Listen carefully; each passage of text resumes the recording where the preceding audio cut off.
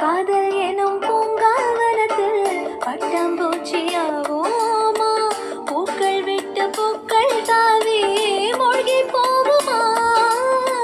காதல் என்னும் கூண்டில் அடைந்து ஆயுள் கைதியாவோமா, ஆசை குற்றம் நாளும் செய்து சட்டமீறமா.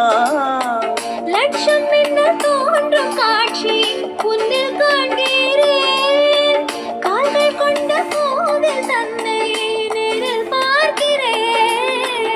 எந்த பெண்ணை காணும் போதும் உன்னை பார்க்கிறேன், உன்னை காதல் செய்து கொல்ல போகிறேன்.